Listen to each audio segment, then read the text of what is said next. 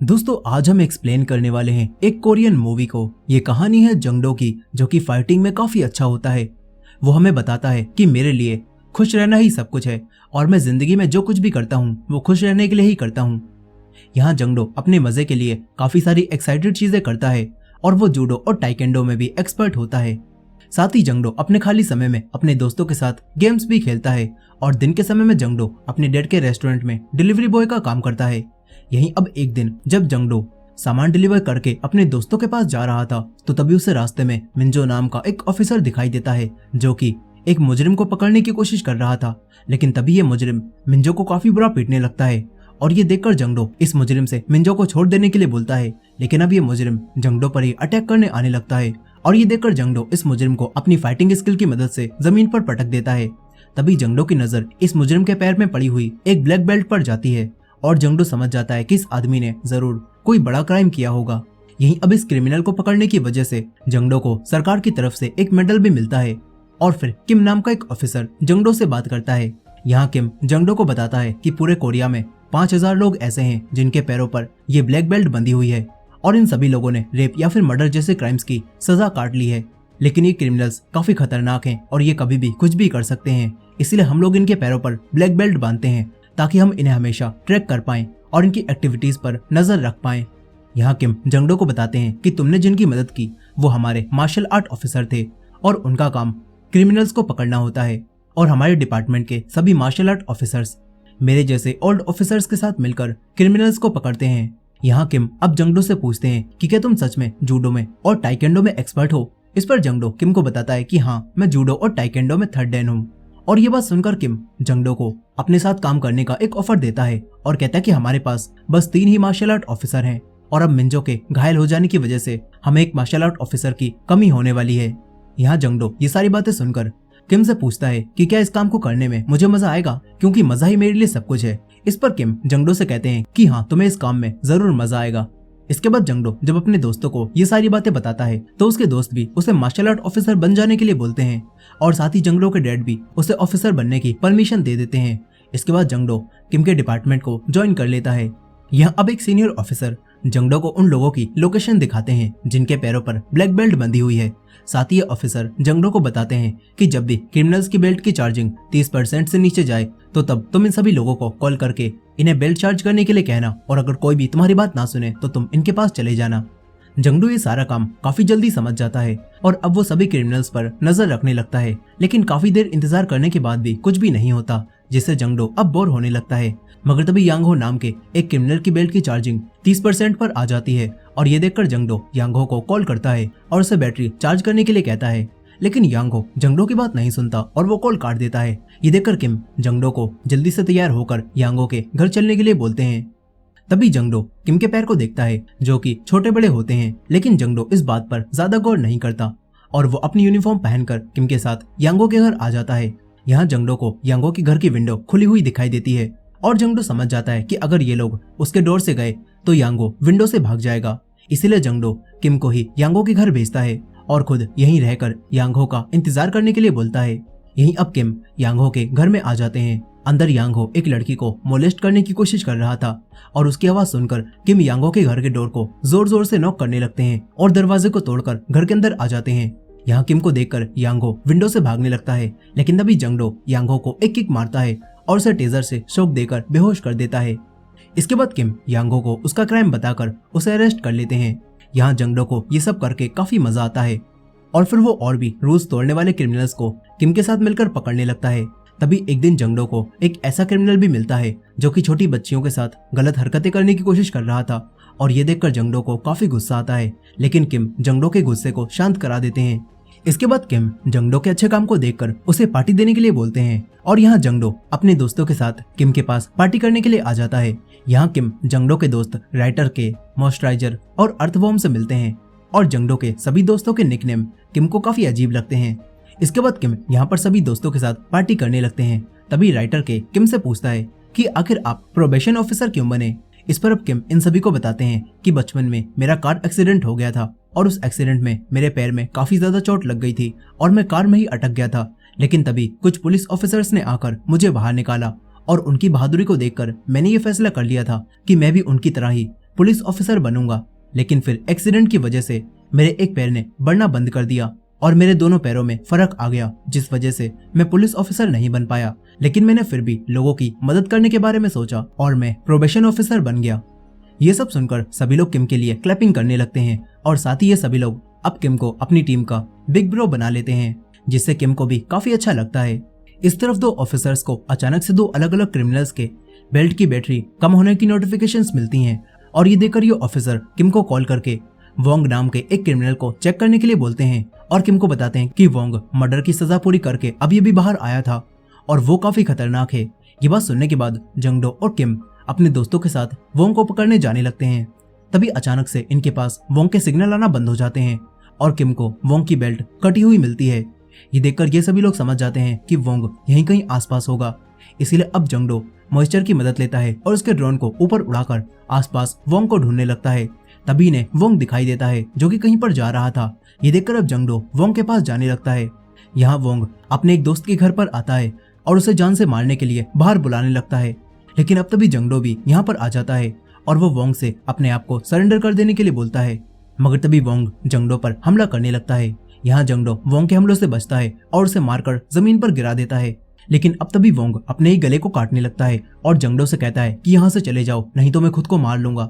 ये सब देखकर जंगडो को समझ नहीं आता कि वो क्या करे। तभी किम जंगडो से कहते हैं कि जैसे जैसे मैं तुमसे बोल रहा हूँ तुम वो सब वोंग से कहो।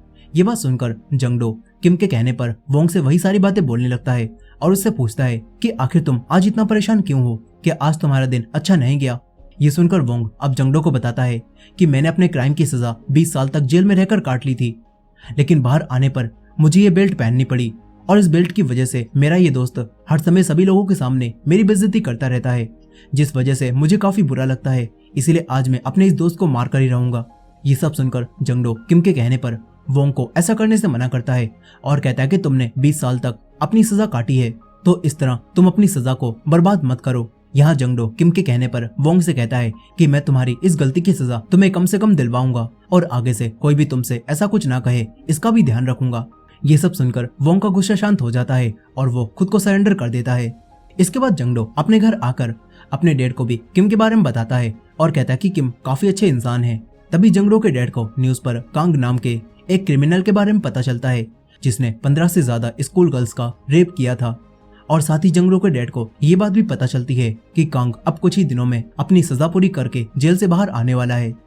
फिर कांग के आजाद होने को लेकर प्रोबेशन डिपार्टमेंट भी एक नई टास्क फोर्स बनाते हैं जो कि सिर्फ कांग पर ही नजर रखेंगे और किम भी इस टास्क फोर्स में शामिल हो जाते हैं। इस तरफ जंगडो भी एक आदमी को देखता है जिसके वही बेल्ट बंधी होती है और वो एक रेस्टोरेंट में एक लड़की को गलत तरह से छूने की कोशिश कर रहा था। ये देखकर जंगडो तुरंत ही अपने ऑफिस में आता है और उस आदमी का पता निकालने लगता है। तभी जंगडो को पता चलता है कि इस आदमी गमनेम ने पहले रेप की सजा काटी है और ये देखकर जंगडो समझ जाता है कि यह आदमी गमनेम जरूर आज फिर से कोई क्राइम करने वाला है। इसलिए जंगडो किम से गमनेम को पहले ही पकड़ने के लिए बोलता है और ये सुनकर किम गमनेम को कॉल करने लगते हैं, लेकिन वो आदमी किम से कहता है कि आज मेरा मस्ती करने का मूड है, इसलिए मुझे परेशान मत करो।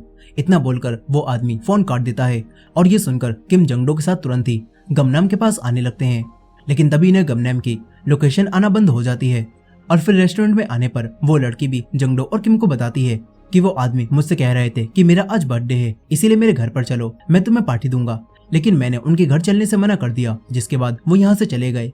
ये सब सुनकर जंगडो और किम दोनों हर जगह गमनेम को ढूंढने लगते हैं। तभी जंगडो को एक पार्लर दिखाई देता है और पार्लर को देखकर जंगडो को अपनी उन्हीं आंटी की याद आती है जो कि अकेले पार्लर चलाती हैं और जंगडो तुरंत ही अपनी आंटी के पार्लर की तरफ आने लगता है। यहीं गमनेम भी जंगडो की आंटी को पार्लर में अकेला देखता है और अंदर आ जाता है। वो जंगडो की आंटी को यहीं मारने लगता है, लेकिन तभी जंगडो भी यहाँ पर आ जाता है और जंगडो अपनी आंटी को मरने से बचा लेता है। मगर तभी गमनेम जंगडो पर हमला करता है। ये देखकर जंगडो गमनेम को काफी बुरा पीटता है और फिर जंगडो उसे उसका क्राइम बताकर अरेस्ट करने लगता है। यहीं जंगडो अपनी आंटी को सहारा भी देता है।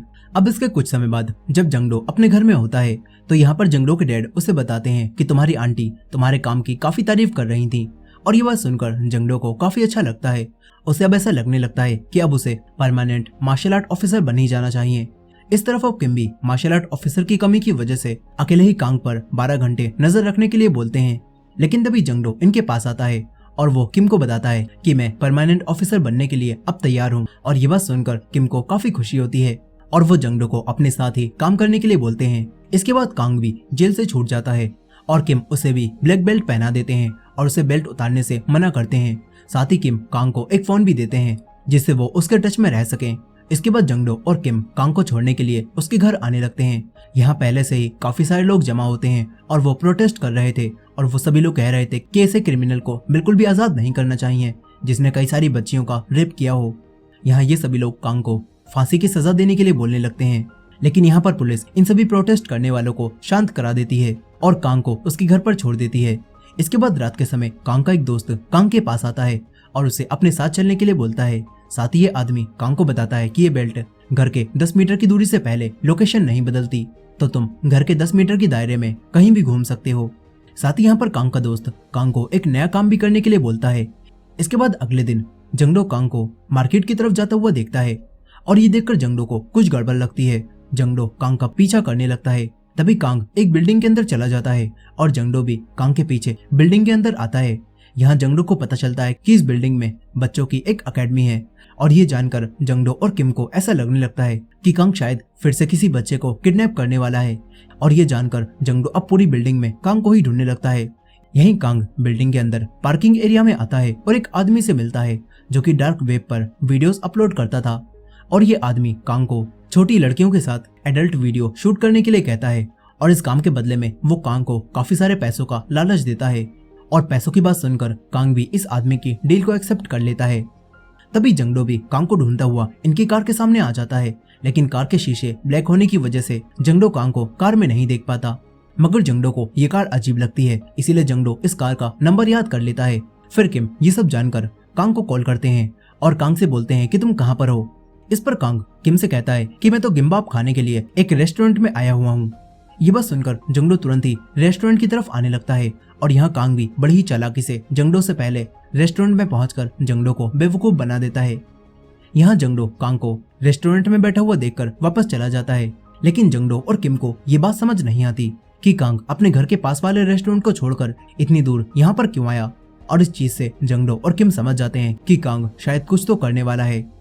यहाँ ये दोनों बात कर ही रहे थे कि तभी इनके पास वही ऑफिसर मिंजो आ जाता है जिसे जंगडो ने उस रात बचाया था और अब मिंजो बिल्कुल ठीक हो गया होता है। यहाँ मिंजो जंगडो को थैंक्स बोलता है और उसे अपनी तरफ से ग्लव्स भी गिफ्ट करता है जो कि जंगडो को काफी पसंद आते हैं। इस तरफ हम मिंजू नाम की एक लड़की को भी देखते हैं जो कि एक डॉग के साथ खेल रही थी और तभी कोई मिंजू को किडनैप कर लेता है। यहीं कांग का दोस्त अपने काम में अपने साथ यांगो को भी मिला लेता है जिसे हमने पहले देखा था। फिर इसके कुछ समय बाद किम को पता चलता है कि यांगो की बेल्ट की बैटरी 30% से कम है और यांगो कॉल भी नहीं उठा रहा। ये बात सुनकर किम तुरंत ही जंगडो को कॉल करते हैं और जंगडो से कहते हैं कि मैं यांगो के पास जा रहा हूँ और तब तक तुम कांग पर नजर रखना। इतना बोलकर किम मिंजो के साथ यांगो के पास चले जाते हैं। यहीं जंगडो अब कांग का पीछा करता रहता है, लेकिन तभी कांग जंगडो को फंसाकर उसे एक जगह पर बंद कर देता है और काफी सारे गुंडे भी जंगडो को घेर लेते हैं। वहीं दूसरी तरफ किम और मिंजो को भी किसी लड़की के चिल्लाने की आवाज आती है और जैसे ही ये दोनों उस जगह पर जाते हैं तो तभी इन्हें भी यांगो और उसके गुंडे घेर लेते हैं। वहीं दूसरी तरफ जंगडो अब गुंडों को देखकर उनसे फाइट करना शुरू कर देता है और जंगडो सभी गुंडों को मारने लगता है। दूसरी तरफ किम और मिंजो भी गुंडों से फाइट करते हैं और यहाँ से भागने की कोशिश करते हैं, लेकिन तभी यहाँ यांगो एक बेसबॉल बैट से किम को काफी बुरा पीटने लगता है जिससे किम को काफी चोट लगती है और वो जमीन पर गिर जाते हैं। यहाँ मिंजो किम को बचाने की कोशिश करता है, लेकिन यांगो उसे काफी बुरा पीटता है और टेजर से शॉक देकर बेहोश कर देता है। वहीं जंगडो काफी अच्छी तरह से गुंडों से फाइट करता है और वो अकेले ही सारे गुंडों को पीट देता है। इसके बाद जंगडो किम और मिंजो को कॉल करने लगता है, लेकिन वो दोनों ही अपना फोन नहीं उठाते। ये देखकर अब जंगडो अकेले ही कांग के घर जाने लगता है। यहाँ कांग के घर में वही लड़की मिंजो भी होती है और कांग उसके साथ वीडियो बनाने की तैयारी कर रहा था। तभी जंगडो भी कांग के घर में आता है और उसे मिंजो की आवाज आ जाती है। यहाँ बच्चे की आवाज को सुनकर जंगडो तुरंत ही कांग के घर की विंडो को तोड़ने लगता है और एक आदमी से पुलिस बुलाने के लिए कहता है। यहाँ जंगडो अपनी पूरी जान लगाकर विंडो को तोड़कर घर के अंदर आ जाता है, मगर अब तभी कांग जंगडो पर हमला कर देता है और वो जंगडो को पीटने लगता है। यहाँ जंगडो कांग से फाइट कर ही रहा था कि तभी कांग का दोस्त भी जंगडो पर हमला करता है और वो जंगडो के पेट में चाकू मार देता है, जिससे अब जंगडो की हालत और भी ज्यादा खराब होने लगती है। लेकिन वो फिर भी हार नहीं मानता और वो कांग को मिंजो के पास जाने से रोकता है, ये देखकर कांग को काफी गुस्सा आता है और कांग जंगडो का गला दबाने लगता है। तभी जंगडो कांग के सर को दीवार में मारता है, जिससे कांग यहीं पर गिर जाता है। यहाँ जंगडो उस छोटी बच्ची मिंजू के पास जाता है और उससे कहता है कि तुम डरो मत। लेकिन तभी कांग दोबारा से उठ जाता है और वो जंगडो के पेट में फिर से चाकू मार देता है। लेकिन अब तभी यहाँ पर पुलिस भी आ जाती है और पुलिस को आता हुआ देखकर कांग तुरंत ही यहाँ से भाग जाता है। फिर कुछ समय बाद जंगडो के डैड को जंगडो के चाकू लगने के बारे में पता चलता है और वो भागते हुए हॉस्पिटल में पहुंचते हैं। यहाँ पर वो सभी ऑफिसर्स पर चिल्लाने लगते हैं। तभी जंगडो को होश आ जाता है और वो अपने डैड को शांत करा देता है। फिर यहाँ पर जंगडो एक ऑफिसर से पूछता है कि कांग का क्या हुआ। इस पर वो ऑफिसर जंगडो को बताता है कि कांग ने अपनी बेल्ट को काट दिया और वो भी फरार है। लेकिन साथ ही यहाँ पर जंगडो को ये बात पता चलती है कि फाइट के दौरान किम की गर्दन में फ्रैक्चर आ गया और उनकी अभी सर्जरी चल रही है और काफी ज्यादा घायल होने की वजह से मिंजो की वहीं पर डेथ हो गई। यहाँ मिंजो के मौत की खबर सुनकर जंगडो को काफी दुख होता है। इसके बाद मिंजो के फ्यूनरल में उसी छोटी लड़की की आंटी भी जंगडो से मिलने आती हैं और वो जंगडो को मिंजो को बचाने के लिए थैंक्स बोलती हैं। यहाँ वो मिंजो का लिखा हुआ एक लेटर भी जंगडो को देती हैं, जिसमें मिंजू ने जंगडो को थैंक्स बोला था। साथ ही मिंजू की आंटी जंगडो को बताती हैं कि मिंजू उस हादसे के बाद से काफी ज्यादा डरी हुई है और वो घर से बाहर भी नहीं निकल रही। ये बात सुनकर जंगडो को काफी बुरा लगता है। फिर इसके बाद जंगडो अपने दोस्तों के साथ मिलकर किम के पास भी आता है। यहाँ ये लोग न्यूज देख रहे थे और किम जंगडो को बताते हैं कि कांग ने पहले भी पुलिस से बचते हुए काफी सारी लड़कियों का रेप किया था, इसीलिए उसे पकड़ना इतना आसान नहीं होगा। ये सब सुनकर जंगडो भी कांग को पकड़ने के लिए बोलता है, लेकिन किम जंगडो को कुछ भी करने से मना कर देते हैं। मगर जंगडो अब अपने दोस्तों के साथ मिलकर कांग को पकड़ने की प्लानिंग करने लगता है। साथ ही जंगडो अपने दोस्तों को उस कार का पता लगाने के लिए कहता है जो कि जंगडो ने उस दिन पार्किंग में देखी थी, और जंगडो अपने दोस्तों से अपने लिए कुछ सामान भी खरीदने के लिए कहता है। इसके बाद मॉइस्चराइजर उस गाड़ी के मालिक का एड्रेस निकाल लेता है और फिर जंगडो अपने सभी दोस्तों के साथ उसी डार्क वेब पर वीडियो अपलोड करने वाले आदमी के घर में आ जाते हैं। यहाँ मॉइस्चराइजर उस आदमी का डोर खोलने लगता है, लेकिन वो नहीं खुलता और अलार्म बजने लगता है। ये देखकर वो आदमी खुद ही बाहर आता है और तभी जंगडो इस आदमी को पकड़ लेता है। इसके बाद जंगडो के दोस्त इस आदमी को चेयर से बांध देते हैं और इसका लैपटॉप चेक करने लगते हैं। तभी इन सबको पता चलता है कि यही आदमी बच्चों की कई सारी वीडियोस को डार्क वेब पर अपलोड करता था। और ये सब जानकर जंगडो को काफी गुस्सा आता है और वो इस आदमी को मारने लगता है और इससे पूछता है कि बताओ कांग कहाँ पर है। लेकिन ये आदमी जंगडो को कुछ भी नहीं बताता और हंसने लगता है। ये देखकर जंगडो को और भी ज्यादा गुस्सा आता है और जंगडो इस आदमी की आंख में टेजर मार देता है, जिससे अब इस आदमी की आंख से खून निकलने लगता है और इसकी आंख खराब होने लगती है। तभी अर्थवॉर्म इस आदमी से कहता है कि अगर तुम्हें पता है कि कांग कहाँ पर है तो हमें बता दो, तभी हम एम्बुलेंस को बुलाएंगे, नहीं तो तुम्हारी आंख हमेशा के लिए खराब हो जाएगी। ये सब सुनकर ये आदमी कांग का पता बताने के लिए राजी हो जाता है और अब ये आदमी जंगडो को बताता है कि कांग के पास मेरा डेबिट कार्ड है और जब भी कांग उसे यूज करेगा तो तब तुम्हें उसकी लोकेशन पता चल जाएगी। ये सब जानने के बाद जंगडो इस आदमी से पूछता है कि क्या कांग ने आजाद होने के बाद किसी और लड़की के साथ वीडियो बनाई है। इस पर यह आदमी जंगडो के सामने हंसता है और उसे बताता है कि हाँ, कांग ने उस दिन के बाद से और भी वीडियोस बनाई हैं। और ये बात जानकर जंगडो को अब काफी गुस्सा आने लगता है, लेकिन यहाँ पर जंगडो के दोस्त उसे संभाल लेते हैं। इसके बाद इन लोगों को डेबिट कार्ड की लोकेशन से ये पता चल जाता है कि कांग किस इलाके में है और ये सभी लोग कांग को पकड़ने जाने लगते हैं। लेकिन तभी जंगडो के डैड घर पर आ जाते हैं और वो जंगडो को ये काम करने से मना करने लगते हैं और कहते हैं कि ये सब काम पुलिस पर छोड़ दो, तुम्हें इस काम के लिए अपनी जान खतरे में डालने की जरूरत नहीं है। लेकिन यहाँ पर जंगडो अपने डैड को समझाता है और कहता है कि कांग काफी सारी लड़कियों की जिंदगी बर्बाद कर चुका है और उसे रोकने का फर्ज पुलिस के साथ साथ मेरा भी है। यहाँ जंगडो के समझाने पर जंगडो के डैड उसे कांग को पकड़ने जाने देते हैं ताकि अब किसी और लड़की की जिंदगी बर्बाद ना हो। इसके बाद जंगडो अपने दोस्तों के साथ कांग की लास्ट लोकेशन के पास आ जाता है और पूरे इलाके में फैलकर कांग को ढूंढने लगता है। यहाँ अब कुछ देर तक कांग को ढूंढने के बाद एक जगह पर अर्थवॉर्म को काफी सारी प्लेट्स और शूज दिखाई देते हैं और ये देखकर अर्थवॉर्म और बाकी सब समझ जाते हैं कि कांग जरूर इसी घर के अंदर होगा। फिर यहाँ पर जंगडो को भी घर के अंदर से कांग की आवाज आती है और ये सुनकर जंगडो अपने सभी दोस्तों को कार के पास भेज देता है और खुद अकेला ही कांग से फाइट करने जाने लगता है। फिर यहाँ पर कांग के सभी साथी भी जंगडो को देखकर उस पर हमला करने लगते हैं और कांग यहाँ से चुपचाप निकल जाता है।